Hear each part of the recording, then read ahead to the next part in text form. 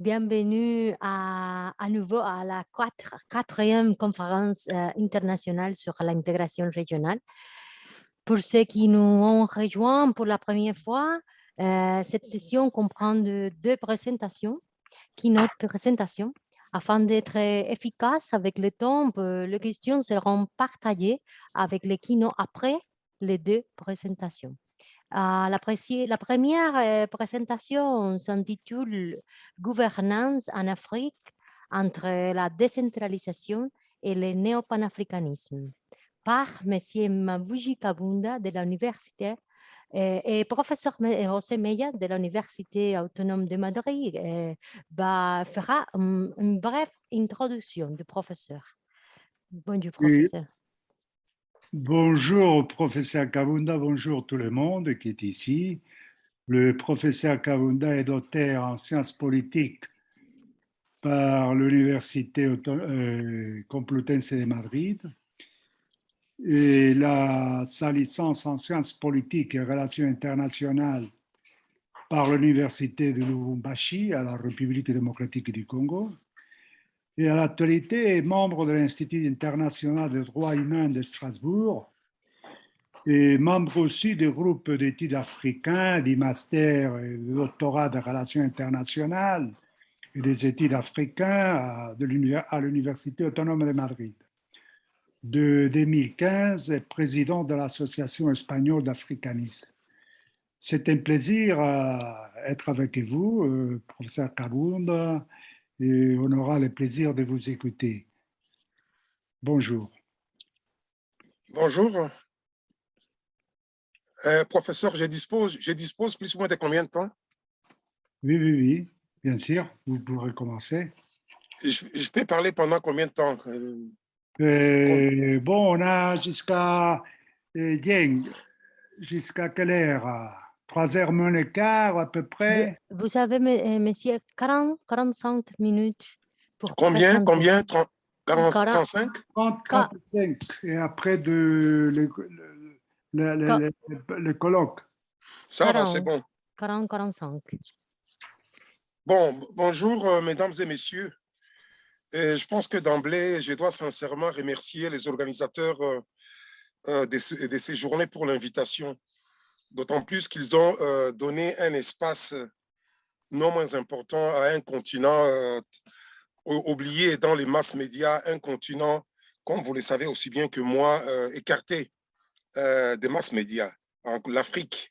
Et surtout pour parler de mon point de vue d'un thème aussi bien important que capital, qui est la bonne gouvernance en Afrique, que j'essaye de situer entre la décentralisation et le néopanafricanisme comme alternative que je vais développer par la suite. Je vais diviser mon intervention en trois grands blocs, en trois grandes sections.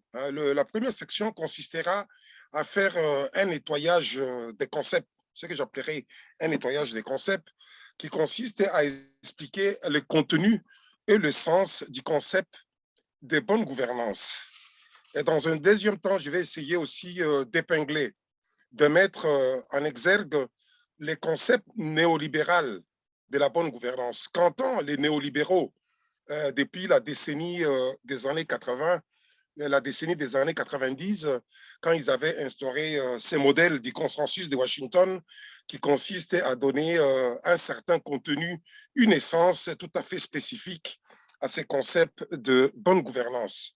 Et en fin de compte, j'essaierai de parler aussi de la dimension africaine. Comment les Africains interprètent, comment les Africains appréhendent ces concepts de bonne gouvernance selon leur réalité. Et comme proposition, extrapolation pour l'avenir, pour le futur, j'essaierai de voir les dimensions que peuvent apporter la décentralisation et ce que j'ai appelé les néopanafricanismes pour les distinguer du panafricanisme classique qui est tombé pour moi en désuétude, qui est pour moi aujourd'hui totalement dépassé. Ceci dit, commençons avec le premier point, quel est le contenu et l'essence du concept de bonne gouvernance? Bon, sans remonter dans la nuit des temps où les concepts de gouvernance avaient fait son apparition en particulier au XIIe siècle en France, pour se limiter seulement au temps moderne, il faut souligner que le dit concept où la bonne gouvernance apparaît au début des années 90 et est alors omniprésent à la suite de la fin de la guerre froide, notamment dans les discours sur le développement international, et recouvre, de mon point de vue, recouvre une pluralité de sens. Elle est devenue un concept fourre-tout, donnant lieu parfois à la confusion. Dans les contextes de la mondialisation et de l'harmonisation des stratégies des bailleurs de fonds, elle s'est vue attribuer le qualificatif de mal ou de bonne gouvernance, qui explique à la fois l'ambiguïté de ces termes, l'ambiguïté de ces concepts et le flou profond qui l'accompagne. Il y a donc un flou maintenu autour de ces concepts qu'il est précis, qu'il faut lever aussitôt. C'est dans ces contextes qu'il fut récupéré par les anglo-saxons avec le concept de good governance pour substituer je voulais dire remplacer celui négatif d'ajustement structurel appliqué auparavant dans les pays du Sud et africains en particulier.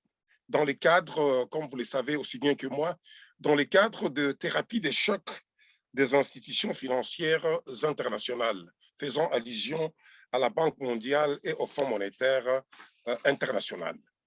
Par ailleurs, le concept fut utilisé pour la première fois par la Banque mondiale dans son rapport dédié à l'Afrique subsaharienne, intitulé « De la crise à une croissance durable », publié en 1989. La stratégie consistait à se démarquer des approches antérieures, exclusivement économistes, qui faisaient allusion à l'économie des marchés ou aux privatisations, pour ajouter d'autres nouvelles basées sur un meilleur gouvernement partant du constat de manque de légitimité ou de la crise du pouvoir auquel étaient confrontés plusieurs gouvernements africains au début des années 1980. En des termes plus élucidés, en des termes beaucoup plus clairs, on insiste cette fois dans les contextes idéologiques néolibéraux qui l'accompagnent sur les aspects politiques ou institutionnels. On ajoute aux antérieurs aspects économiques le besoin d'une bonne administration, une fonction publique efficace, un système judiciaire fiable, une administration comptable de ses actes, la lutte implacable contre la corruption à tous les niveaux, le tout couronné par l'instauration du débat public et ouvert et en soutenant une presse libre. La bonne gouvernance a été ainsi introduite dans les continents au début des années 90 du siècle passé par la communauté internationale en collaboration avec les institutions financières internationales, en l'occurrence la Banque mondiale et le Fonds monétaire international, pour réaliser les réformes institutionnelles basées sur le libéralisme économique ou l'économie des marchés, le libéralisme politique ou l'instauration de gouvernements démocratiques, je voulais dire, galant des libertés fondamentales, du respect des droits humains, la séparation des pouvoirs, la liberté des presses et la lutte, comme je venais de le dire, la lutte contre la corruption, etc. En fin de compte, il n'est pas inutile de rappeler que le concept de bonne gouvernance est né dans la science administrative anglo-saxonne à une époque, en particulier au début des années 80, à une époque où commençait à apparaître la domination des idées libérales portées par l'obsession de réduire les déficits publics et le poids des administrations. La bonne gouvernance veut reproduire les modèles libéraux des sociétés et de gouvernements, c'est-à-dire un État faible cantonné à ses fonctions régaliennes, un marché où la concurrence est libre et une société civile qui assume les fonctions caritatives en lieu et place de la puissance publique. Dans un tel système, vous serez d'accord avec moi, l'essor des pauvres est laissé au bon soin de l'auto-organisation de la société civile. Et ce qui nous amène à voir ces concepts du point de vue néolibéral. Comment les néolibéraux, conformément au consensus de Washington, définissent et conçoivent la bonne gouvernance? C'est le second point de mon intervention. En Afrique, le concept est appréhendé dès 1999 par le réseau Dialogue sur la gouvernance qui s'engage à créer un espace public interafricain en vue de promouvoir une refondation de la gouvernance en l'adaptant aux réalités africaines du XXIe siècle. Ce réseau est défini, je voulais dire, la gouvernance comme l'art de gouverner en articulant la chose, en articulant, je voulais dire, la gestion de la chose publique à différentes échelles des territoires du local au mondial. C'est-à-dire qu'on essaye de mener à terme une gestion efficace partant du local au global. Le Forum africain de la gouvernance, qui s'est réuni de 1997 à 2007 en 7 sessions élargies, associant des chefs d'État et de gouvernement et toute une série d'acteurs originaires du continent avec l'appui du PNUD, c'est-à-dire le Programme des Nations Unies pour le développement, et de la Commission économique pour l'Afrique des Nations Unies, a fait évoluer progressivement une certaine définition africaine de la bonne gouvernance, même s'il rappelle qu'il n'existe pas de modèle de bonne gouvernance qui soit universellement acceptable ou applicable. Ceci dit, les Africains qui étaient réunis à ces forums de la gouvernance considèrent que la gouvernance doit pouvoir permettre les aspects que je vais donner par la suite. En premier lieu, créer, promouvoir et maintenir un environnement de paix, de sécurité et de stabilité, partant de l'évidence selon laquelle il ne peut pas y avoir de développement sans paix et vice-versa. Ça, c'est le point A. Et le point B consiste à promouvoir et maintenir le constitutionnalisme, l'état de droit, les procédures prévues par la loi, la responsabilité et la transparence. Ce sont des aspects que je considère comme fondamentaux et très importants. Et le point C met en relief le fait de créer et maintenir un équilibre flexible, approprié et contenu entre l'efficacité des forces du marché et la disponibilité et la fourniture de biens et services publics. C'est-à-dire qu'on essaye d'établir un certain équilibre entre le privé et le public, surtout dans un continent où il n'existe pas une frontière claire entre le public et les privés. Alors, l'État s'implique pour essayer de concilier ces deux aspects. Le point C consiste à créer et maintenir un équilibre. Non, c'est ce que je venais de dire. Le point D, je m'excuse. Le point D qui consiste à créer un environnement porteur et les politiques, les mécanismes réglementaires et les processus appropriés pour promouvoir les secteurs privés, évitant le clientélisme et empêchant la corruption. Quant au point E, il consiste à renforcer les moyens d'action de la population pour qu'elle décide quelles doivent être la forme et la composition du gouvernement, c'est-à-dire renforcer la participation populaire. Le point F insiste sur la gestion de la diversité. Ça, c'est très important dans un continent où l'État s'est défini comme un État multiethnique, multiconfessionnel, multinational. Je pense que, comme on le verra plus tard, l'État-nation est à contre-courant de l'existence plurielle des ethnies.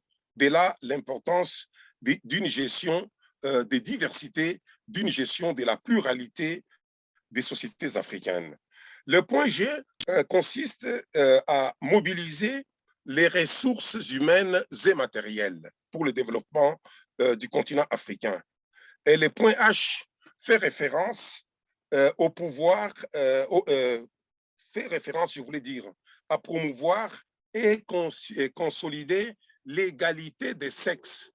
Et l'Union africaine a essayé déjà de commencer à donner une dimension importante à cet aspect en essayant de créer une commission égalitaire entre hommes et femmes. Et promouvoir, le point I, promouvoir la confiance, la compréhension et les impératifs liés au consensus national entre les partis politiques et en fin de compte, assurer et promouvoir la démocratie.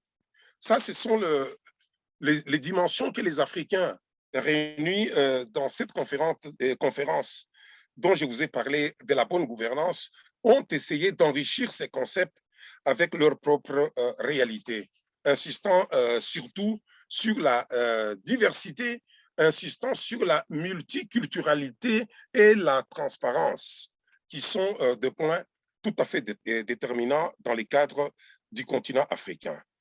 Ceci dit, alors je passe au point 3 pour poser la question fondamentale à laquelle je vais essayer de répondre avec la même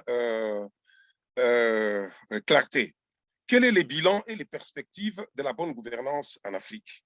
En fait, cette pratique de la gouvernance néolibérale est plus que décevante ou mitigée et qu'il faut déconstruire ou mettre à plat en faveur d'autres vocabulaires, grammaire et concepts plus pertinents qui doivent, selon mon point de vue, la remplacer, permettant enfin de penser le monde sur un modèle tout à fait différent, un modèle basé sur une rationalité économique et politique capable d'appréhender les problèmes réels des sociétés africaines et en conséquence ouvrir la porte au bon sens et au retour des valeurs éthiques aujourd'hui totalement disparues.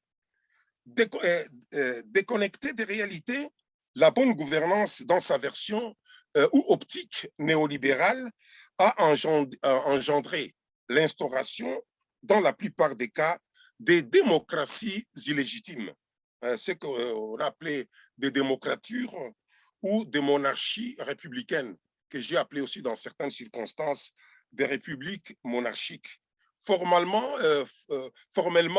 représentatives, mais jamais citoyennes ou revendicatives.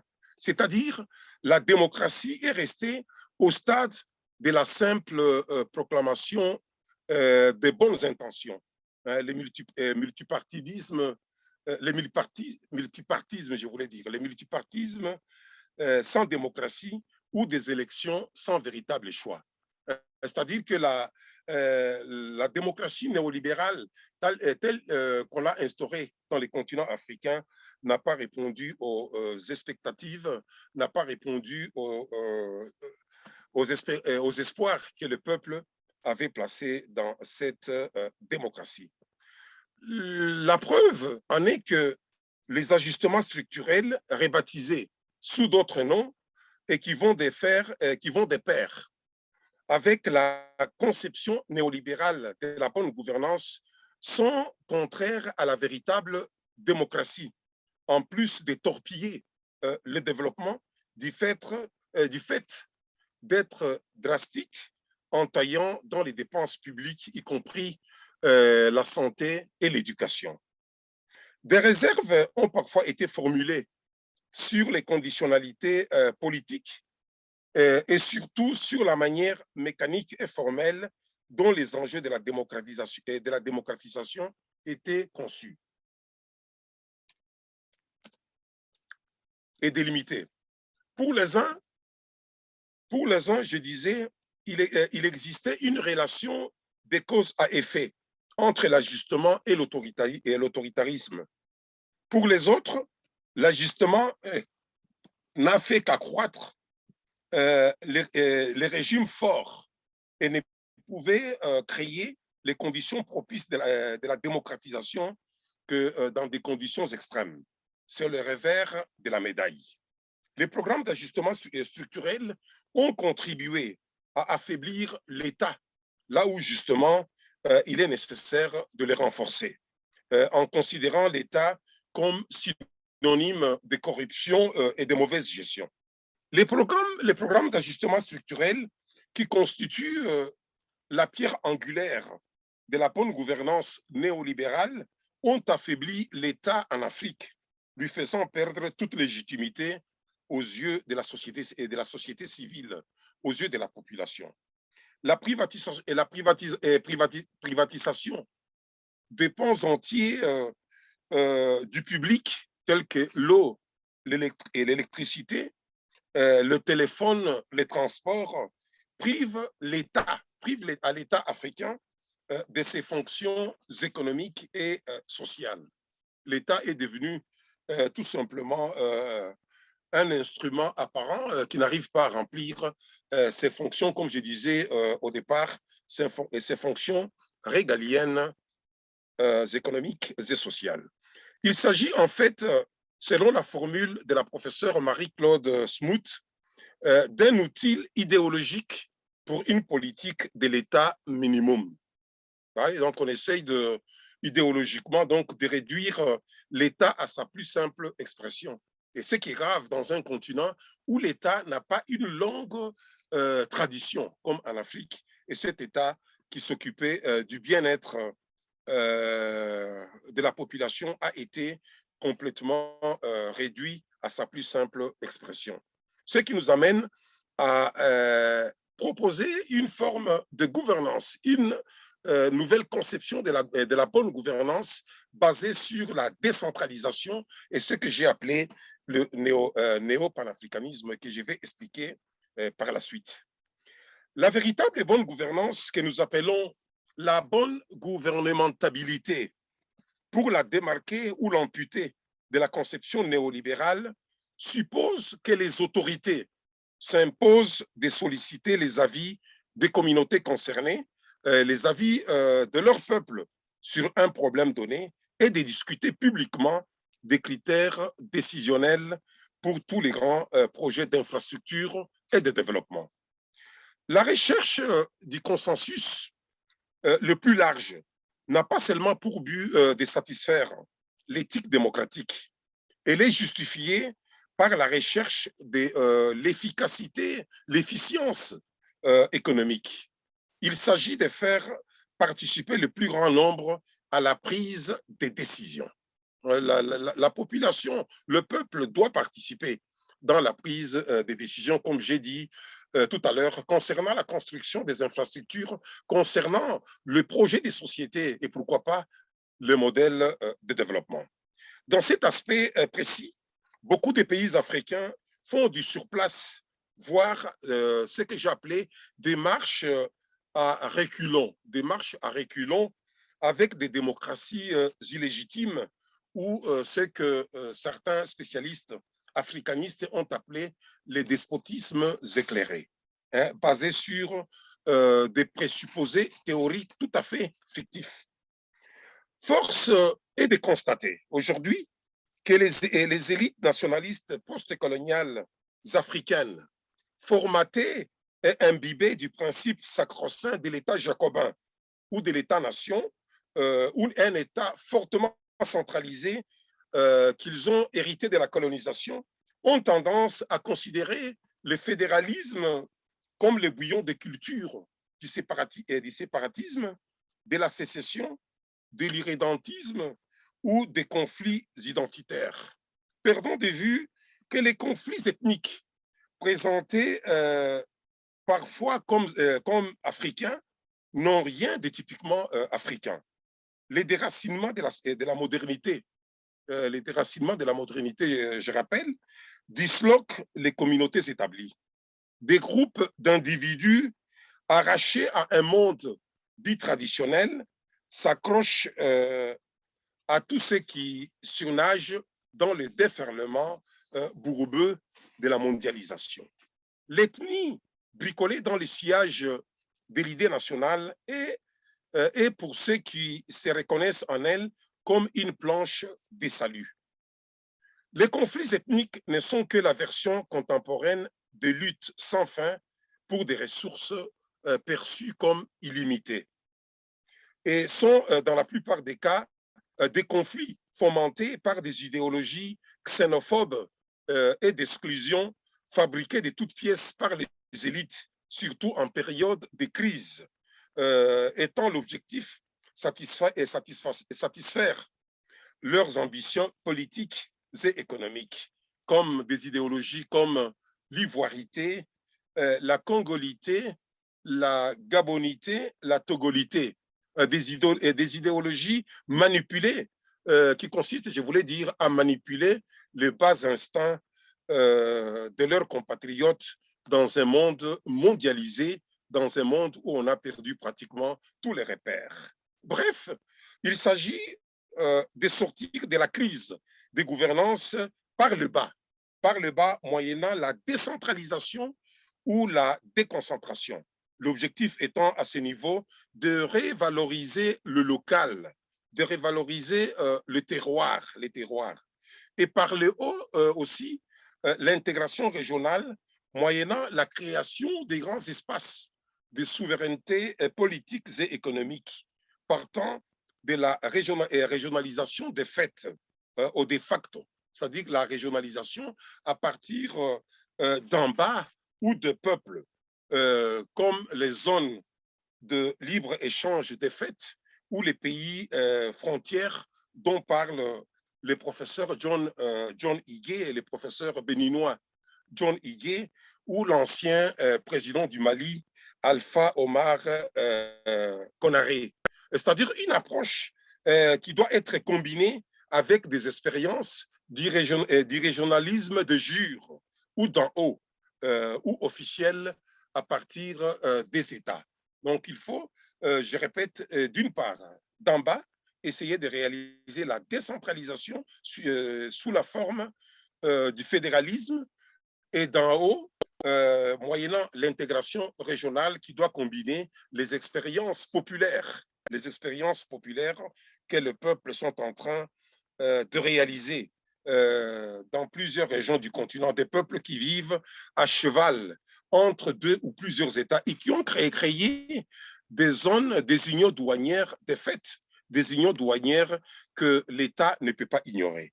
Donc, essayer de concilier ces pratiques populaires avec les expériences officielles des États et leurs organisations, comme la communauté économique des États de l'Afrique centrale, la communauté économique des États de l'Afrique occidentale, etc.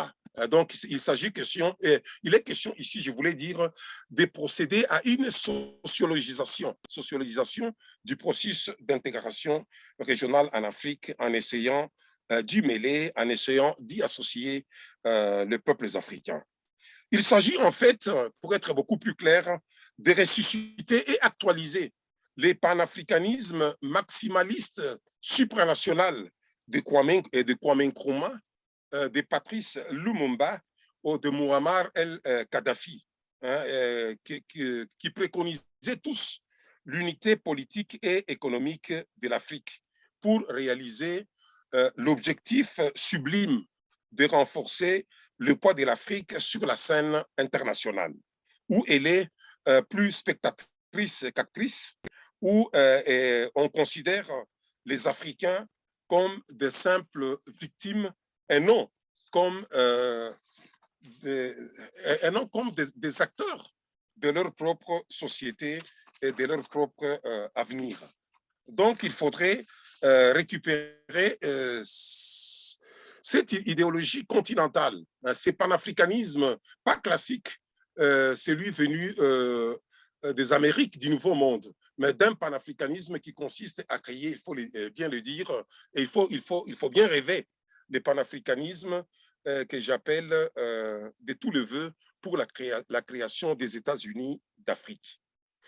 La bonne gouvernance, donc, résumant tout ce que je viens de dire, il faut rappeler que la décentralisation et le néopanafricanisme ou l'intégration régionale sont les deux faces d'une même médaille.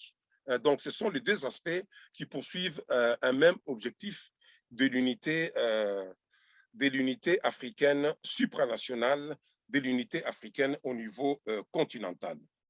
La bonne gouvernance suppose en définitive la gouvernance concertée, qui implique tous les acteurs dans la conception et l'exécution des stratégies et de décisions dans le sens de l'intérêt commun ou la gouvernance politique et économique respectueux d'un minimum d'éthique et de démocratie, réduisant au maximum la marginalisation, les frustrations et les contestations. À mode de conclusion, on peut parler de bonne gouvernance et de démocratie quand on ne peut pas parler, je voulais dire, on ne peut pas parler de démocratie et de bonne gouvernance quand il est de notoriété publique qu'au niveau des institutions internationales où les pays africains ont des représentations, cette notion de bonne gouvernance, cette notion de démocratie brille par son absence. C'est-à-dire, les principes démocratiques, ils fonctionnent très imparfaitement. Les États membres n'y jouissent pas les États membres, surtout les États africains, n'y jouissent pas d'une représentation égalitaire des faits. Plus grave encore, dans les agences de Bretton Woods, c'est-à-dire la Banque mondiale et le Fonds monétaire international, la représentation est proportionnelle au montant des cotisations payées par chaque État, selon un principe censitaire presque médiéval, ou quasi médiéval. Et les pays les plus pauvres n'ont qu'un seul représentant pour plusieurs d'entre eux. Le principe qui prévaut est celui d'un dollar, une voix, et non d'un pays, une voix. Nous sommes en face, mesdames et messieurs, nous sommes en face d'une véritable agonie de la démocratie, un véritable déni de justice. Ce déni de démocratie et de justice entre les nations à l'échelle internationale, à l'échelle planétaire, se reproduit au sein des pays africains, aux dépens de leurs ressortissants, aux dépens de leurs peuples soumis au colonialisme interne de la part des élites qui sont marquées par l'individualisme forcené et trop soucieuses de leur unique prospérité et en rupture avec leur culture et société. Partant de ces tristes constats, force est de reconnaître que la bonne gouvernance doit commencer par la démocratisation des institutions financières internationales et des relations économiques internationales dans le sens de la justice et de l'équité. En outre, l'ultralibéralisme conduit-il au retour de la pauvreté et aggrave la fracture sociale qui, à terme, menace la cohésion et les fondements des démocraties africaines. Donc, l'ultralibéralisme, au fond, a fait que les Africains sont chaque fois plus pauvres. Donc, dans un monde où les richesses continuent à être produites, curieusement, en Afrique, le nombre des pauvres ne cesse d'augmenter. Le professeur Meyassou pose ici les problèmes de fond. Que signifie donc aujourd'hui la campagne pour la démocratie et la bonne gouvernance et que l'on apprend, que l'on prétend apprendre aux Africains après avoir passé tant d'efforts pour qu'ils la désapprennent? Hier, avec la colonisation et la guerre froide, durant laquelle on avait appuyé, durant laquelle on appuya les dictateurs de tout acabit. Et aujourd'hui, avec les pratiques iniques et cyniques des institutions financières internationales et la connivence des grands intérêts internationaux ou de puissances étrangères avec les pouvoirs établis ou les pouvoirs africains en place, qu'elles soutiennent militairement et économiquement, et sur lesquels elles exercent les gouvernements tutélaires. Donc, nous nous trouvons devant des gouvernements mis sous tutelle internationale des institutions internationales et des grandes compagnies telles que les multinationales qui existent de par le monde et qui ont leur siège dans les pays du Nord. Parfois, la bonne gouvernance qui a suscité une méfiance particulièrement forte de la part des pouvoirs établis est perçue à tort ou à raison comme un cheval de Troie des valeurs occidentales, l'élément du néocolonialisme ou d'un paternalisme. L'heure a donc sonné pour la réappropriation, le fait de s'approprier, dominer la démocratie et la bonne gouvernance et le développement en Afrique pour et par les Africains, afin de réduire la dépendance ou les mimétismes de nos dirigeants et chercheurs. Ce que j'ai appelé, dans d'autres circonstances, les syndromes de la boussole qui mettent trop les caps sur l'Occident en faveur des pratiques endogènes, en faveur des pratiques du terroir, ou ce que Boaventura dos Santos avait appelé les épistémologies du Sud, où il faut en finir avec ce que le professeur Mudimbe avait appelé la bibliothèque coloniale. Il faut en finir avec cette bibliothèque coloniale en faveur de la bibliothèque africaine. En finir une fois pour toutes avec ces nouveaux rôles passifs de l'Afrique comme laboratoire des expérimentations néolibérales en faveur du made in Africa and for Africa. Une approche qui doit consister à donner priorité aux Africains et aux marchés internes donc, de ces continents. En d'autres termes, adopter des discours de l'Afrique sur elle-même et pour elle-même. Je répète, et avec ça je termine, pour donner lieu au débat, il faut en finir une fois pour toutes avec la marchandisation de l'Afrique, ou ce que certains appellent la chosification de ces continents qui dure depuis bientôt 5 siècles. Vraiment, je vous remercie pour votre attention et je suis disposé à répondre à vos préoccupations et questions. Merci. Merci, merci beaucoup, monsieur professeur, pour votre merveilleuse intervention. Je vous rappelle que vous pouvez utiliser le chat pour des questions. S'il vous plaît, veuillez envoyer vos questions qui seront partagées avec, à la fin de la présentation. Veuillez préciser aussi la personne à qui vous souhaitez adresser la question. Maintenant, nous sommes enchantés d'avoir la deuxième présentation d'aujourd'hui intitulée « L'éducation au service de la transition écologique citoyenne en Afrique ». C'est le cas du projet de la Maison de développement durable à Tanger, Maroc, par M. Lotfi Kraibi, professeur de l'Université Abdelmalek Essadi, président aussi de l'Association marocaine pour un environnement durable. Veuillez ajuster, monsieur, s'il vous plaît, votre représentation à 45 minutes approximativement. Bienvenue, s'il vous plaît. Merci. Bonjour, est-ce que vous m'entendez? Oui, parfait. Je vais juste faire le plein écran. Est-ce que vous arrivez à visualiser? Oui. la présentation? Oui. Très bien. Bonjour, bonjour tout le monde. C'est un plaisir d'être parmi vous. Je suis honoré donc d'animer cette conférence dans le congrès Amenet. Je salue donc toute l'équipe et le comité organisateur de cette quatrième conférence internationale sur l'intégration régionale. Alors,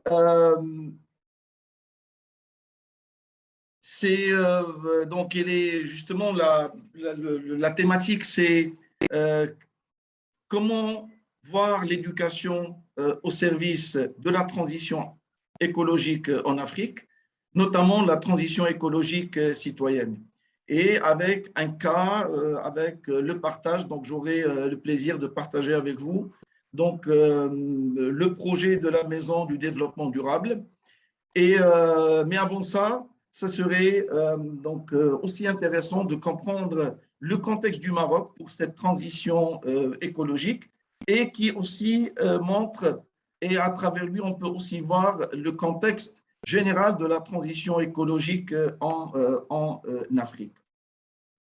Bien, alors si on parle donc du contexte national marocain, on voit que je peux dire qu'aujourd'hui, la transition écologique au Maroc, c'était un processus qui a démarré depuis bien un moment avec un contexte très particulier. On peut remonter déjà à la nouvelle constitution, c'est-à-dire à la constitution que nous avons aujourd'hui depuis 2011, où nous citons déjà on voit que le développement durable, c'est un droit de tous les citoyens. On voit aussi, on peut, au niveau donc, de la Constitution aussi, on parle donc de l'organisation territoriale et surtout l'implication de la population donc, dans le développement territorial en vue d'un développement humain intégré et durable. Donc déjà, on commence à voir les piliers au niveau donc, de ce cadre général, donc pour le cadre déjà constitutionnel. Suite à, donc c'est dans ce cadre-là qu'il y a eu aussi une loi cadre donc qui porte sur la Charte nationale de l'environnement et du développement durable qui a été publiée en 2014. Et là encore, c'est une façon de décliner donc cette vision justement de développement durable comme étant une valeur fondamentale. Et puis, on voit donc aussi, d'une part, donc cette loi, elle a été aussi un cadre de travail pour l'ensemble donc des composantes socio-économiques du pays, à savoir donc déjà le gouvernement, les gestionnaires du territoire, donc tout ce qui est collectivité locale, mais aussi la loi incite aussi à l'action de la société civile. Nous avons au Maroc une société civile très active, un bon nombre d'associations et d'initiatives citoyennes, et puis aussi l'implication aussi des entreprises. Donc, la loi, elle a incité clairement justement la mise en marche de cette, en quelque sorte, transition écologique sans la prononcer à l'époque, mais on parle beaucoup donc, justement de durabilité et de tout ce qui est, bien sûr, transition écologique comme étant un caractère qui doit devenir une priorité. Et l'un des dessous de cette loi cadre, c'est le fait que le gouvernement, il adopte, donc c'était dans un article clairement, que le gouvernement va adopter la stratégie nationale du développement durable, horizon 2030. Alors, c'est un grand moment parce que en étant dans des actions, en quelque sorte, qui étaient un peu sectorielles par secteur ministériel, on va aller vers donc, un département ministériel qui s'occupe de la protection de l'environnement et puis on commence à parler d'un secrétariat d'État chargé du développement durable et c'est à lui justement de développer et d'élaborer une stratégie nationale du développement durable. Donc, on voit bien, comme vous voyez, le processus comme étant comment il est progressif, mais qui va avec dans une dans une réelle dynamique.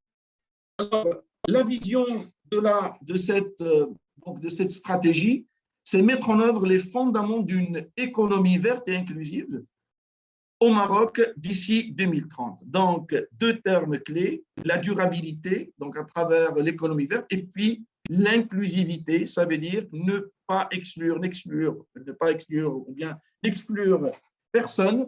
Et c'est une stratégie qui est axée sur 7 enjeux prioritaires avec des axes stratégiques et avec une série d'objectifs, dont le nombre c'est 137. Alors, un survol rapide sur ces enjeux. Donc, 7 enjeux qui commencent d'abord par la gouvernance, consolidation de la gouvernance du développement durable. Là, on va trouver dans l'un des axes stratégiques, c'est l'exemplarité de l'administration, d'accord? En adoptant d'abord donc les bonnes pratiques et l'intégration de la dimension de durabilité dans la prise de décision, dans le processus de prise de décision. L'enjeu 2, c'était la transition vers une économie verte, donc tel que mentionné ou bien spécifié dans la vision globale.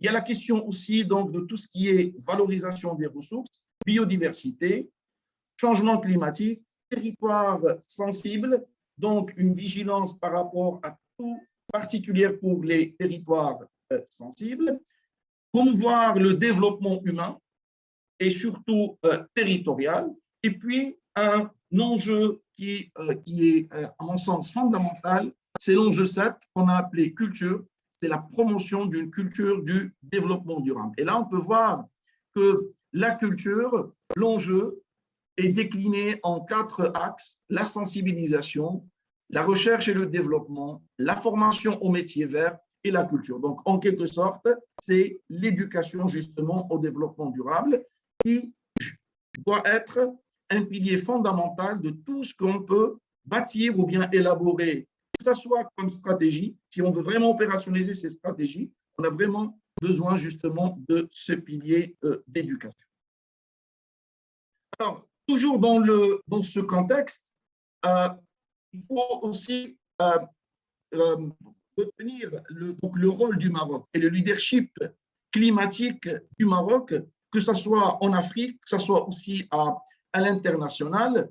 Donc, le Maroc a été toujours présent dans l'ensemble des COP. Pourtant, ce n'est pas un pays qui est, comme d'ailleurs toute l'Afrique, ce n'est pas un pays qui est un gros émetteur, donc justement, d'émissions, mais il est aussi, comme à l'instar aussi des autres pays du continent, il subit d'une part donc, tout ce qui est effet de changement climatique. Donc, il y a des efforts d'adaptation, bien entendu, à faire. Et avec ça, il a joué, bien sûr, un rôle très important. On peut le voir aujourd'hui brièvement avec sa communication donc, de sa dernière contribution, donc sa dernière NDC, qu'il a actualisée justement dernièrement, la contribution déterminée au niveau national, où on voit un objectif d'atténuation, bien sûr avec des objectifs clairs, avec des indicateurs et avec des plans d'action, donc une réduction de 45,5% de l'ensemble des émissions, avec un objectif inconditionnel de 18,3%. C'est-à-dire qu'en se basant sur ces moyens propres d'investissement et de financement. Bien sûr, si on se reporte donc justement au document donc de la NDC Maroc, on retrouvera bien sûr tous les détails concernant les mesures qui sont prises et qui sont bien entendu planifiées.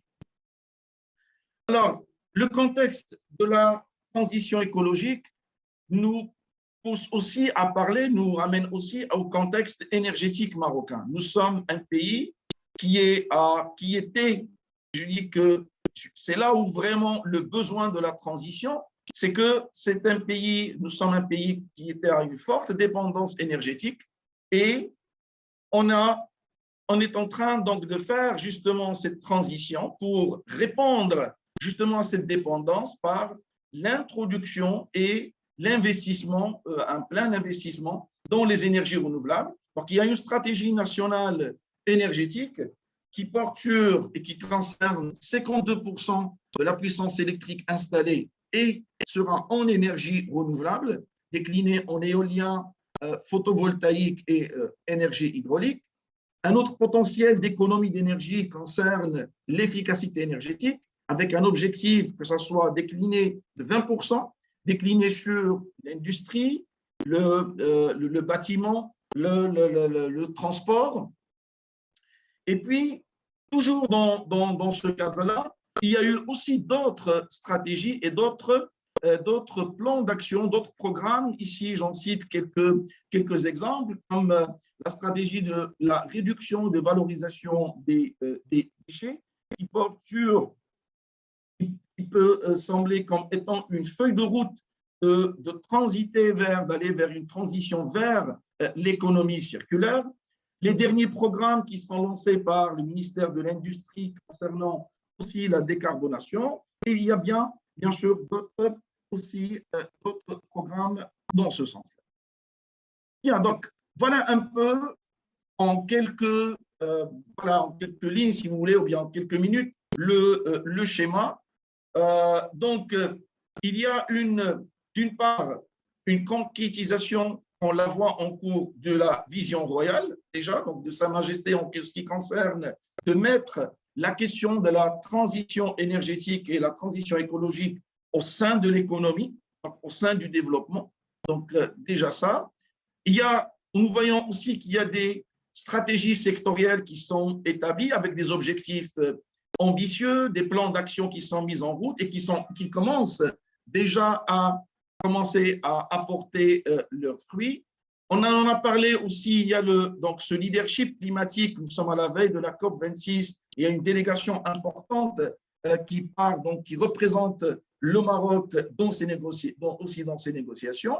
Et puis, il y a aussi tout récemment cette expérience marocaine du nouveau modèle de développement qui a été appelé par le roi, sur laquelle il y avait une commission qui a travaillé pendant plus de 2 ans pour aboutir à un pacte national pour le développement.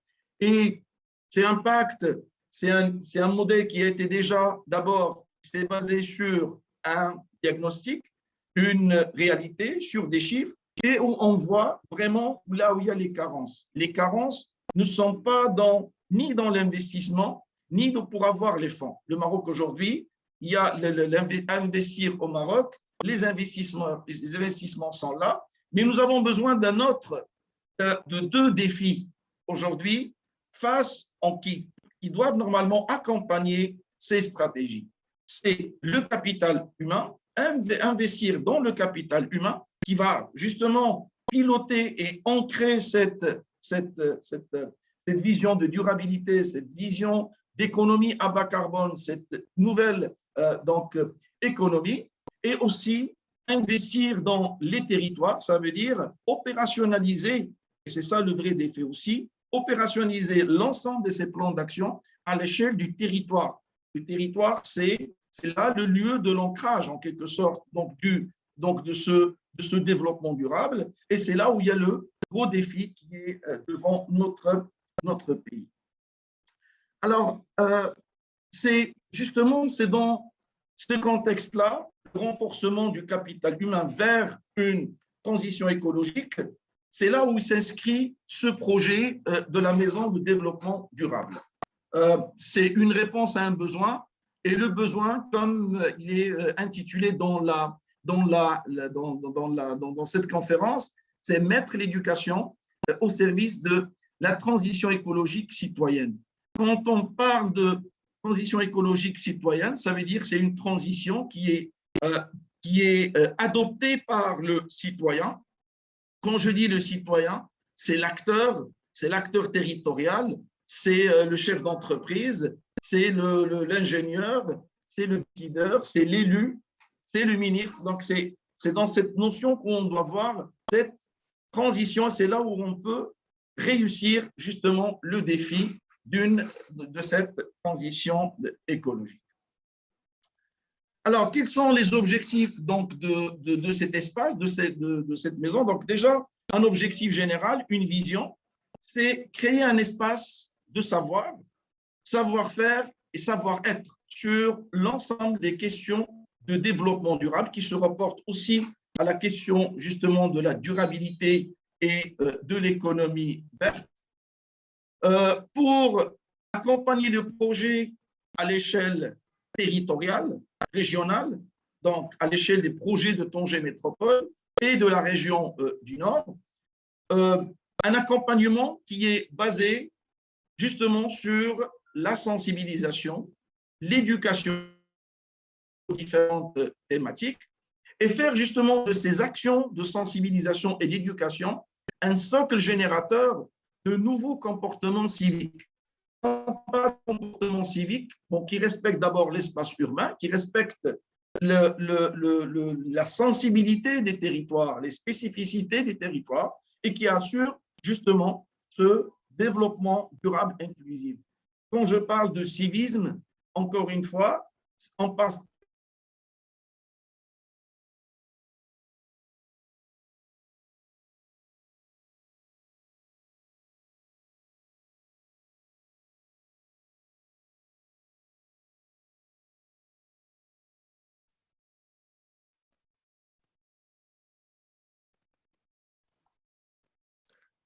Merci. Nous n'écoutons pas, monsieur. Excusez-moi, je pense que j'ai eu un problème de connexion. Vous m'entendez? Oui, mais maintenant, nous n'avons pas l'écran. Vous n'avez pas partagé l'écran. Maintenant? Maintenant, oui. Nous voyons. Merci. OK, c'est ça. Parfait, merci. Merci. Donc, je disais que, justement, quand je parle de comportement civique, ça ne concerne pas uniquement le citoyen voilà, donc lambda, mais ça concerne aussi toutes les composantes et tous les acteurs et les composantes socio-économiques. Et puis, notre mission aussi, un autre objectif, c'est la promotion de l'entrepreneuriat vert auprès des jeunes, ces jeunes qui sont porteurs d'initiatives, porteurs de rêves, d'accord, et qui sont vraiment axés vers une action vers la durabilité et les générations futures. Alors, le projet, comment il a été initié, ce qui est intéressant, c'est que le projet il est porté par donc l'Association marocaine pour un environnement durable. C'est un projet que nous avons d'abord présenté aux autorités locales sur donc, le concept, où il est le fruit aussi de plus de 20 années d'action et de sensibilisation et d'action je dirais, de tout ce qui est éducation au développement durable. Et puis le projet après a été approuvé par Sa Majesté le Roi et qui a assuré la pose de la première pierre en le 1er juillet 2016. Et ça aussi montre aussi l'intérêt du rôle de la société civile comme étant une force de proposition, porteuse justement d'initiatives et que nous. Il semble qu'il y a un problème technique avec le professeur. Monsieur,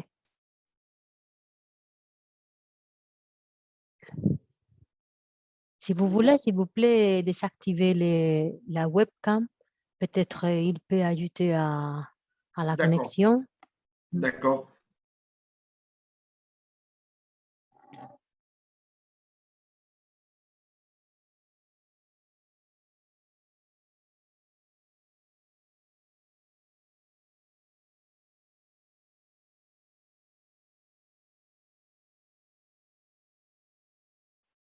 Je cherche où désactiver la webcam.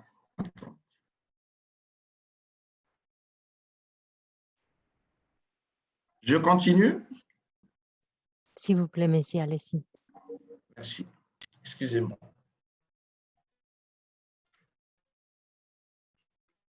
Donc, pour la maison, Donc, pour ce projet, il comporte trois missions. D'abord, il se veut être un espace de sensibilisation. Ça, c'est un. Deuxième mission, un espace de renforcement des capacités.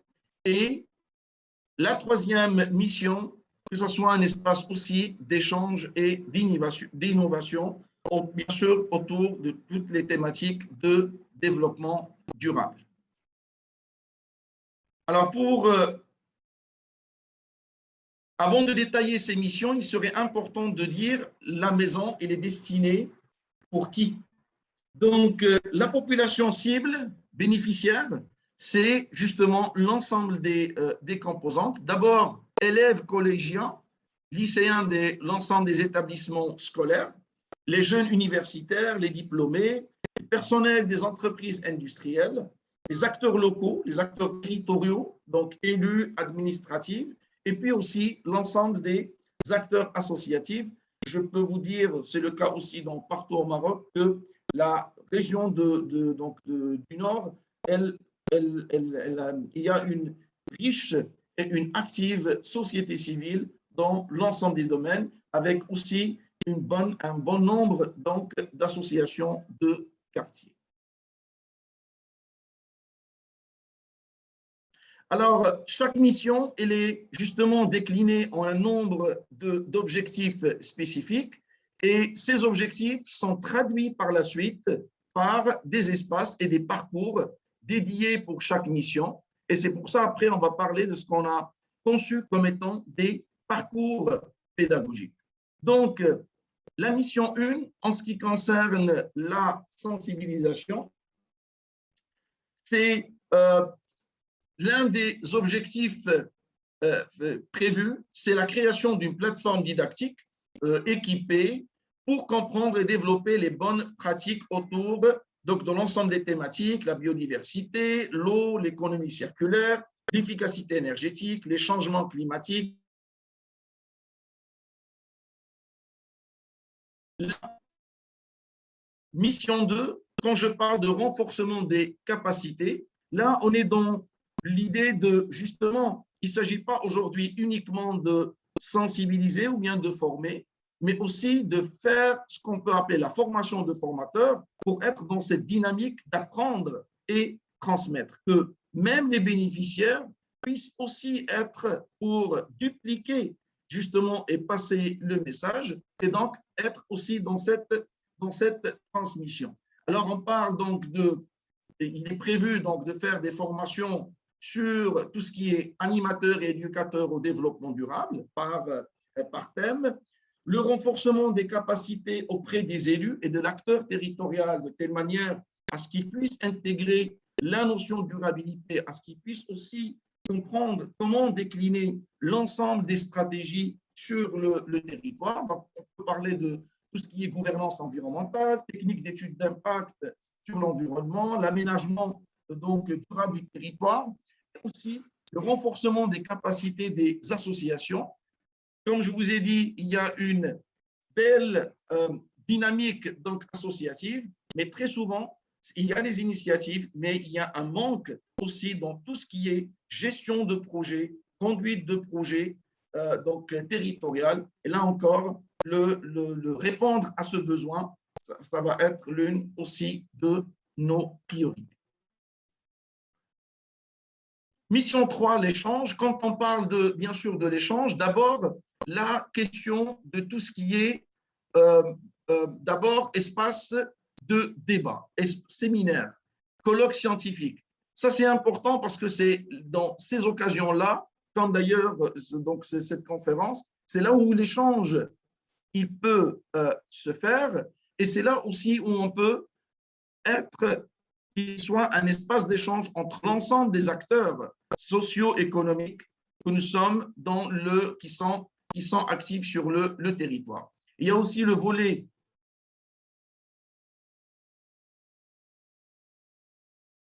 Vous m'entendez?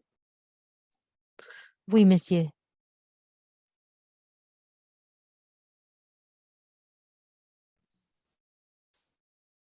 Oui, monsieur. Je continue, vous m'entendez? S'il vous plaît, monsieur, oui. Merci. Et puis, bien sûr, donc l'aspect aussi entrepreneuriat vert est là où on a créé donc un atelier qu'on a appelé Green Innov, où les jeunes porteurs d'idées on peut les accompagner pour élaborer justement leurs idées et élaborer leurs prototypes jusqu'à arriver à développer leur propre business model. Je vous rappelle, monsieur, s'il vous plaît, que la présentation ne doit pas excéder les 45 minutes, donc on peut avoir le temps pour des questions. Merci. Donc, c'est terminé le temps? Non, non, non, pas terminé, mais c'est bon pour remarquer parce qu'il y a, je pense, 15 minutes. Il me C'est reste bon. 15 minutes? D'accord. 15 minutes. Très bien. Alors, là, pour décrire un peu donc, la maison, bien le bâtiment, donc il s'agit d'un bâtiment d'une superficie de 4635 mètres carrés avec une surface bâtie de 500 mètres carrés. Et la maison en elle-même, le bâtiment en elle-même, c'est un bâtiment modèle. Donc, il est déjà écologique, construit dans les normes d'efficacité énergétique, donc à savoir tout ce qui est technique justement d'isolation. Et il est conçu aussi pour qu'il soit un bâtiment expérimental où on peut, lors des parcours, on peut bien sûr voir un peu justement et toucher et expérimenter cette durabilité.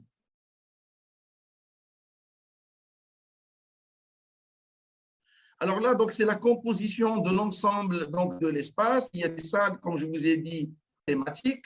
Il y a aussi des salles de formation. Et donc ça, c'est pour la partie qui est construite. La partie plein air, là, on a donc des éléments. On a le smart space que je vais vous montrer, le lac pédagogique, le jardin et puis l'unité de compostage. Alors, quels sont les parcours prévus et sur lesquels nous sommes en train justement de travailler? Alors, il s'agit bien de 6 parcours pédagogiques. D'abord, parcours économie circulaire, biodiversité, eau, énergie, et un parcours transversal, objectifs développement durable et action climat, en plus d'un parcours d'innovation et d'entrepreneuriat qui va être concentré dans l'atelier Green Innov. Alors, je vais essayer un peu de vous montrer donc les spécificités de quelques parcours, surtout sur le terrain, mais il serait aussi important de comprendre quelles sont les spécificités de ces parcours. Et à travers ça, c'est partager aussi notre vision de la notion de sensibilisation et d'éducation. Donc, ce sont des parcours qui sont interactifs, où l'apprenant est acteur. Le contenu pédagogique, il est adapté à la cible. Il s'agit bien donc d'un contenu qui est adapté selon, bien sûr, la catégorie, la cible, que ce soit en termes de langage, que ce soit en termes d'usage technique. Ça veut dire de tout ce qui est, je dirais, emploi des termes. Donc, un langage simplifié avec donc, des citoyens en général, mais si on est avec aussi des universitaires, on peut bien sûr entrer dans les approfondissements nécessaires. Des parcours démonstratifs parce qu'on aura des choses à voir et à mesurer sur terrain. Et puis, le plus important, ce n'est pas uniquement de dire qu'il y a problème, mais c'est d'inciter justement le citoyen à agir et qu'il est responsable justement aussi de cette transition écologique. Alors, si je prends l'exemple, par exemple, du parcours énergie, donc chaque parcours, on lui a dédié une salle, donc une salle thématique avec du matériel didactique, des maquettes, des interactions avec des panneaux, mais en même temps, il y a aussi une relation, donc un parcours, donc ça veut dire c'est un chemin vers ce qu'on a appelé le smart space et le puits canadien, donc un échangeur que nous avons mis sur place pour tout ce qui est donc régulation de l'air et comme ça pour montrer que la climatisation naturelle est aussi est aussi possible. Alors, qu'est-ce que c'est le Smart Space? C'est un espace qui est à l'extérieur, une sorte en quelque sorte, de vitrine, si vous voulez, d'énergie renouvelable. L'engagement, c'est qu'on puisse arriver à une autoconsommation, donc à hauteur de plus de 50%. À travers quoi? À travers l'installation photovoltaïque, 18 kW, et puis une Smart Flower, une Windbush, donc un arbre éolien. Bien sûr, il y a aussi ici des lampadaires qui travaillent en site isolé, un chauffe-eau solaire, et donc l'apprenant va avoir l'occasion de faire le circuit et de voir et aussi de visualiser, d'accord, la quantité d'énergie qui est produite par ces équipements et aussi le système de monitoring qui est derrière.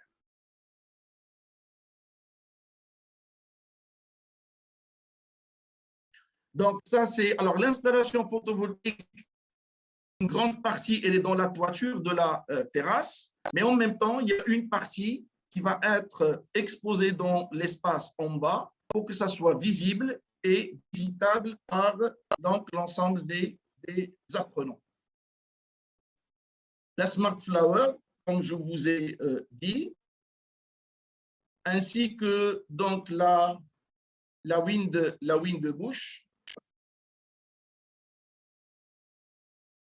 Et puis là, nous avons prévu un local technique donc du puits canadien, comme vous voyez ici, avec donc l'ensemble des extracteurs. Et on les a, bien sûr, ces extracteurs, c'est pour climatiser en quelque sorte les 4 salles thématiques que nous avons. Et comme ça, pour mettre l'apprenant et les bénéficiaires dans des situations où, voilà, vous êtes, donc il y a un air conditionné naturellement, avec cette technologie du puits canadien. Donc, c'est vivre, c'est ça vraiment le message, c'est de pouvoir faire vivre justement les visiteurs dans cette dynamique. Donc là, c'est quelques photos surtout sur les extracteurs et sur les conduites d'air qui sont à l'intérieur du bâtiment. Alors, pour le parcours biodiversité, encore une fois, donc une salle thématique et un lac pédagogique et un jardin botanique, donc à l'extérieur. Comme je vous ai dit, chaque groupe reçu aura l'occasion donc de recevoir donc une séquence un atelier de sensibilisation à l'intérieur de la salle, et puis on sort à l'extérieur pour justement mettre en pratique l'ensemble des éléments. Donc, le lac pédagogique, c'est une mare en quelque sorte, où on a mis donc justement des plantes aquatiques, où c'est un écosystème naturel qui est en train donc de se constituer sur le site. Voici un peu une idée sur l'ensemble donc des plantes plantées donc sur la mare. La superficie donc, du jardin botanique, c'est une superficie de 500 mètres carrés. Alors, quand je parle du jardin botanique, encore une fois, il ne s'agit pas c'est un jardin là où il y a des plantes autochtones. On a essayé donc de ne pas être dans un jardin, on peut dire, conventionnel, organisé, mais on voulait vraiment mettre le visiteur, c'est exactement comme s'il est dans la forêt où il peut voir ces plantes, dans le sens qu'on les a laissées pousser soi-disant, dans l'écosystème le plus proche de l'écosystème qu'on peut retrouver dans la forêt. Donc, c'est un ensemble d'espèces. Nous avons plus de 80 espèces et 2030 unités plantées. Donc, voilà, il y a des types d'arbres, des arbustes, des plantes aromatiques et tout ce qui va avec. Alors, le parcours eau, encore une fois, il est vraiment très intéressant parce qu'on voulait être vraiment dans l'exemplarité. Et là, donc, il y a bien sûr la partie, je dirais, donc tout ce qui est les ateliers thématiques à l'intérieur de la salle. Et après, on a prévu donc une station de traitement des eaux usées et puis une station de stockage des eaux de pluie. Donc, ici,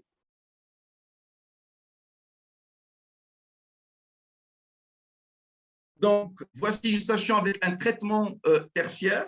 L'objectif, c'est que le principe de base, c'est justement de ne pas que tout l'arrosage se fait soit avec les eaux de pluie récupérées, soit avec les eaux traitées et qui vont être, bien sûr, c'est pour ça qu'on a prévu un traitement qui est le traitement tertiaire.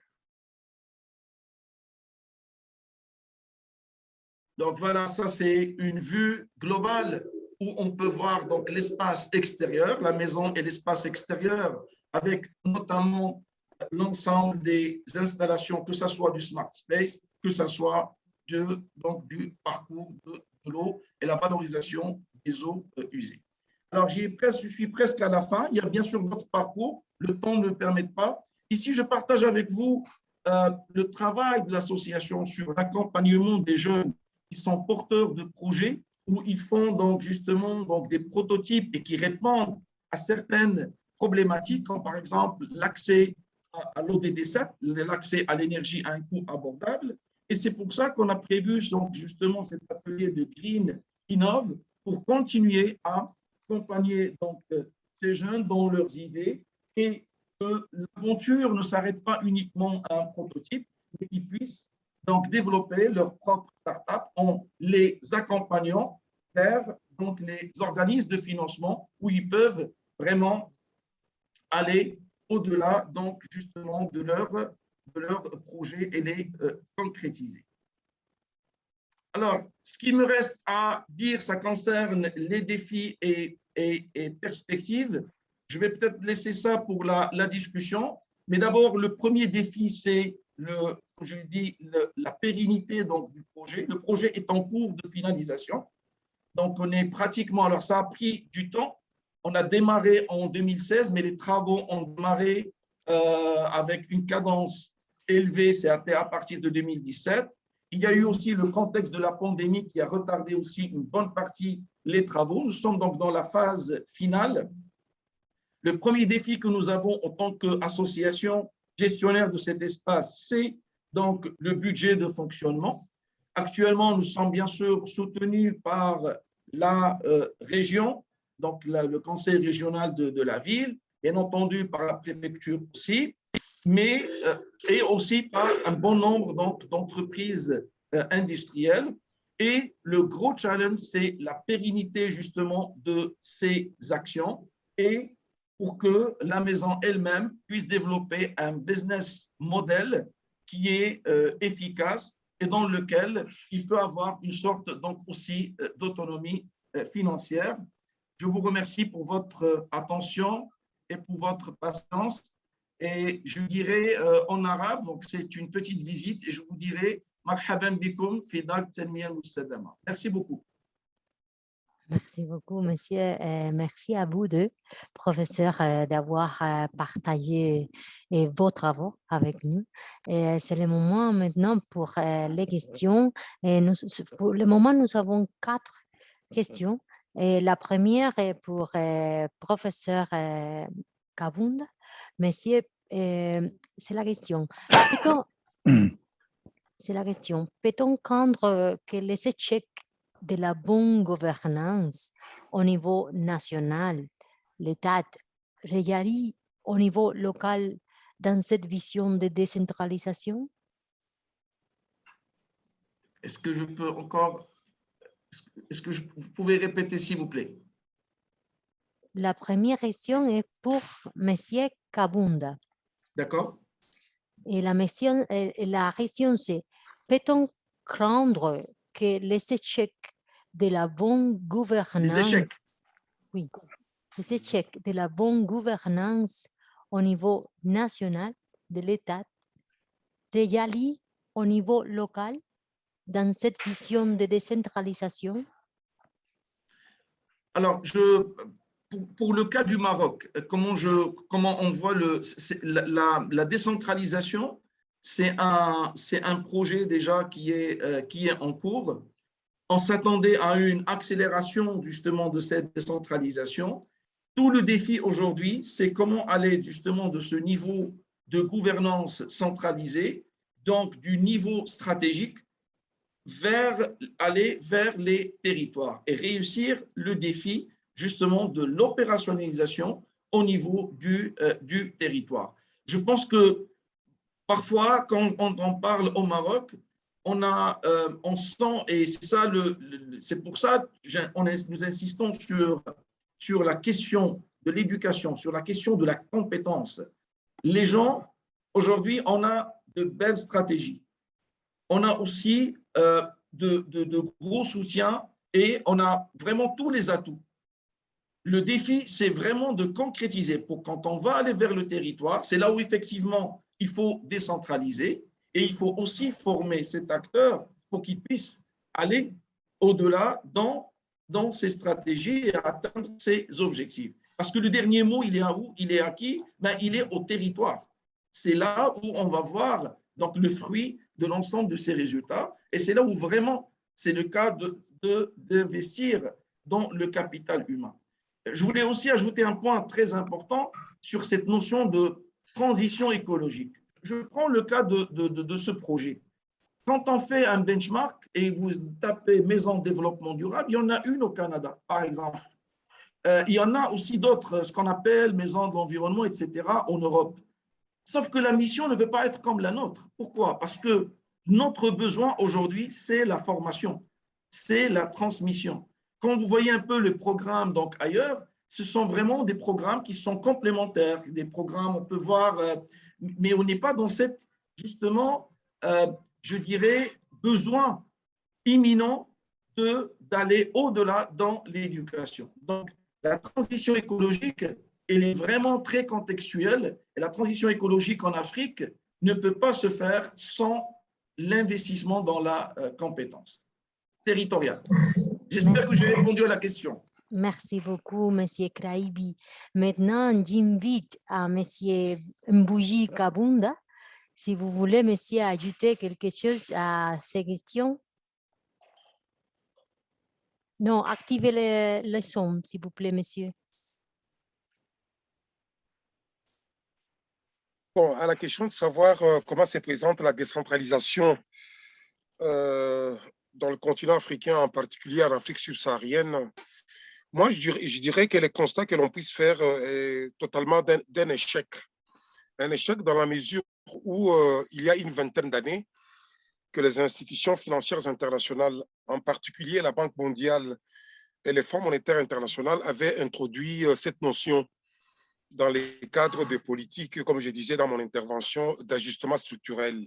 Mais l'objectif visé avec la décentralisation dans son acception néolibérale consistait à créer précisément des marchés pour les acteurs externes, créer un cadre institutionnel stable pour pouvoir rentabiliser les inversions et les investissements.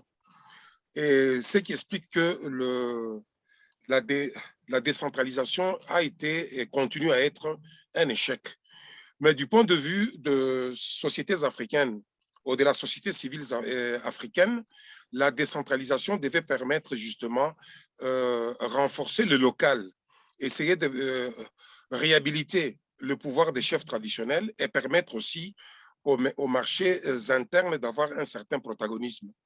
Et dans ces cas, bon, comme le gouvernement qu'on avait hérité de l'époque coloniale sont tous réactionnaires, sont tous réticents à l'endroit de la décentralisation, comme je disais aussi dans mon intervention, assimilés avec la sécession, assimilés avec l'irrédentisme et aussi avec la tendance au séparatisme des acteurs locaux.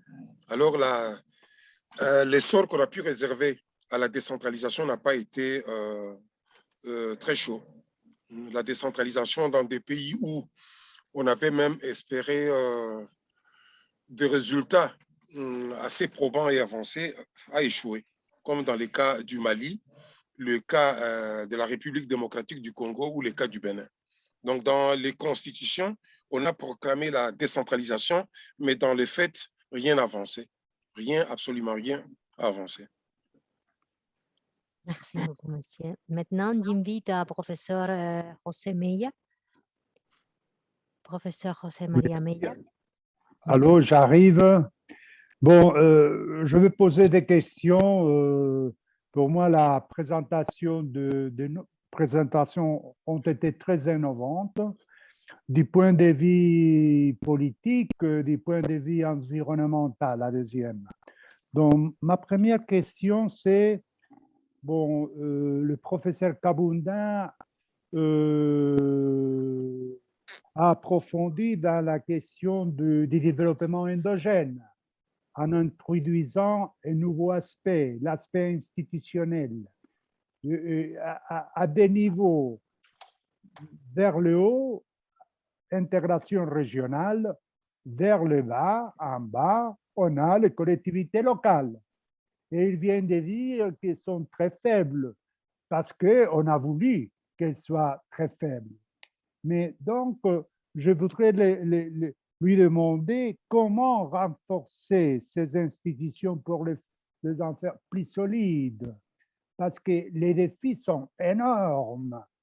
Le défi de l'intégration demande, par exemple, la disparition des frontières, n'est-ce pas, pour faire l'intégration régionale. On ne peut pas concevoir l'intégration de l'Afrique, de toute l'Afrique, sans levier de l'intégration régionale, de l'Afrique occidentale, de l'Afrique australe, de l'Afrique de l'Est, et comme ça. Donc, ça, c'est d'un côté.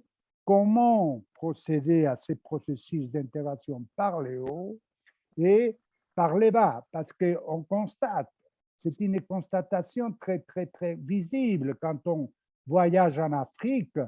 Il n'y a pas de mairies ou les mairies sont presque inexistantes.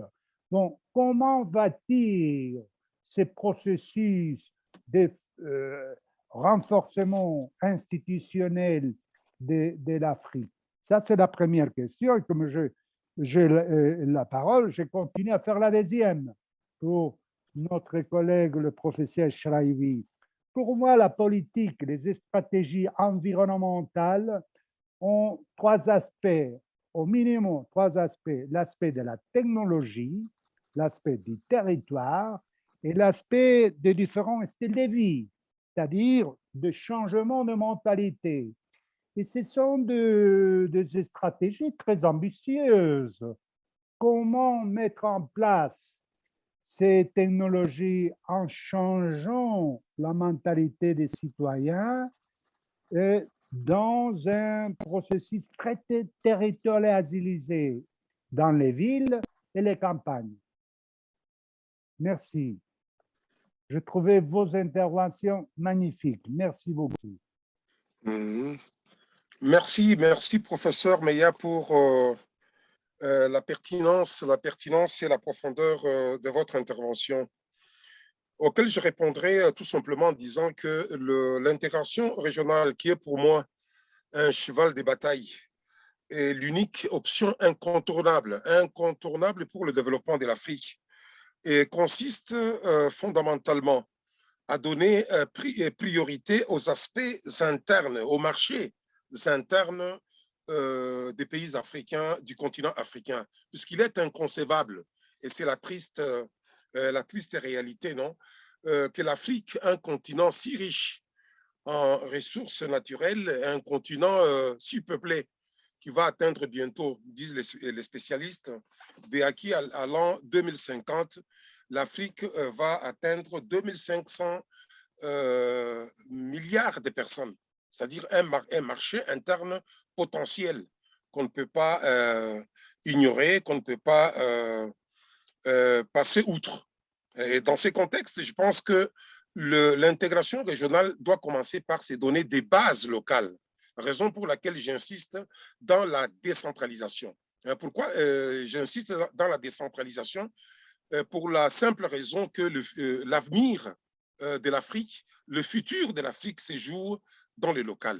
C'est dans le local qu'il faut essayer d'insister, faire participer la population dans la conception et l'exécution des programmes de développement.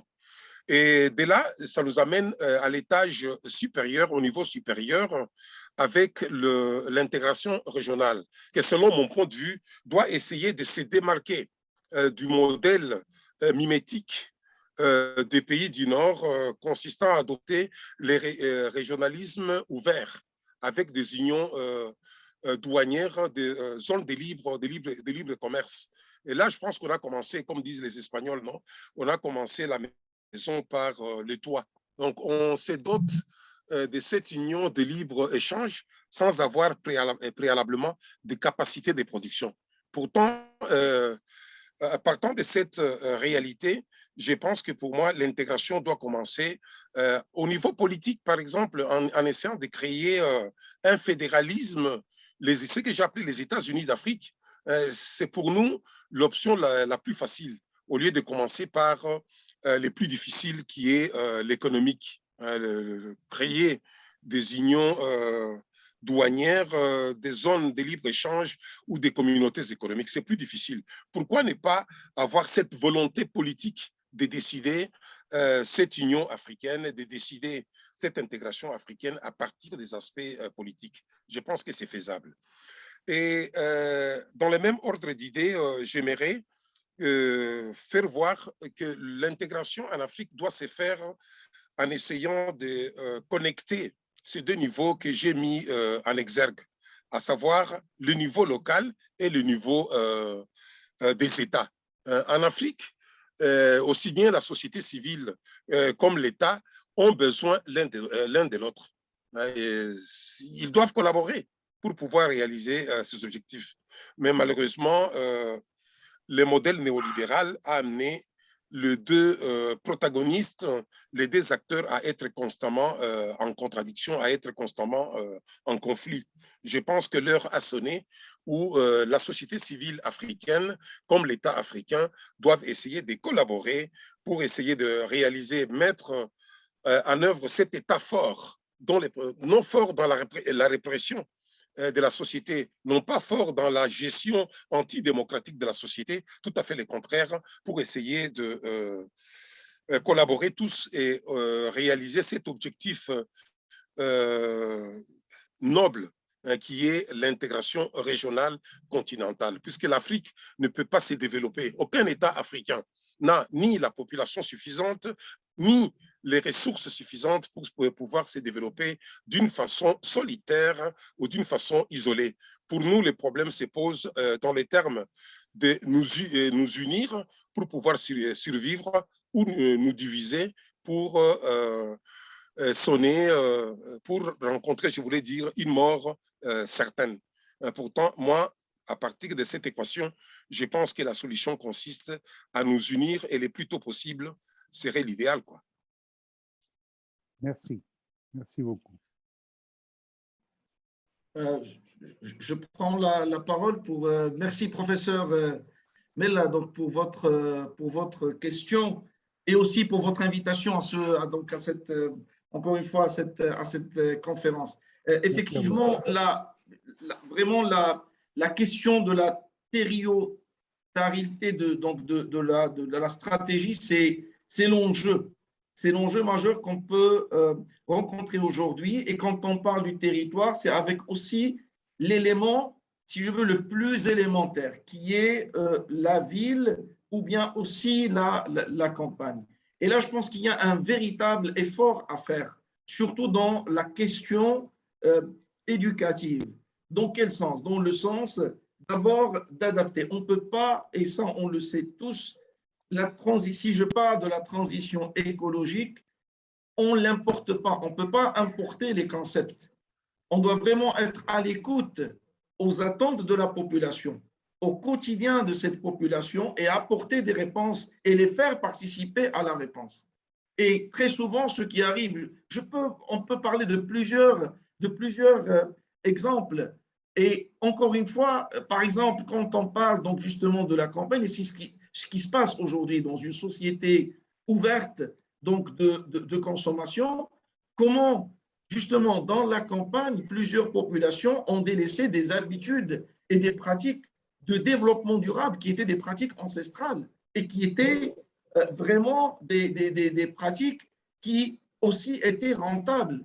Si je prends l'exemple au Maroc de la question donc du panier, un simple exemple, le panier artisanal, ce qu'on appelait nous le khoufa par exemple, qu'on a laissé tomber et on l'a un peu introduit donc des process sur tout ce qui est plastique et on se retrouve avec donc là un pays qui est noyé et des villes qui sont noyées avec du plastique, avec tout ce qui s'ensuit avec donc de la pollution et on a laissé et on a dû attendre 40 ans pour s'apercevoir, attention, il faut qu'on bannisse le plastique et revenir à ce panier. Je pense qu'on a raté une occasion en or de développer une filière, d'accord, qui concerne l'industrialisation, bien pas l'industrialisation, mais la promotion, donc justement de ce genre de panier qui pourrait être vraiment un label pour notre pays ou bien pour la population.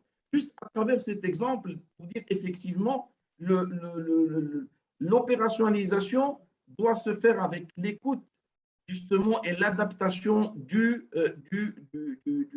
voilà, que ce soit du message et aussi être à l'écoute aux attentes de la population. Le développement ne peut être que local. Le professeur aussi l'a dit, on ne peut pas réussir le challenge. C'est aujourd'hui, quand on parle d'intégration régionale, c'est une intégration aussi locale à l'échelle donc du quartier ou bien de l'élément territorial élémentaire, qui est la campagne ou bien le village ou bien le quartier même. Merci beaucoup. Merci beaucoup. On est ravis pour vos interventions. Merci. Merci. Merci, professeur. Merci, professeur aussi. Bon, nous sommes maintenant dans le temps de passer à les sessions parallèles d'aujourd'hui. Gardez à l'esprit que nous avons 3 groupes différents et vous avez reçu le lien de connexion à chacun d'eux dans le programme. Merci à tous vous, messieurs intervenants, keynote, participants, monsieur professeur Meyer. À bientôt. À bientôt. Merci.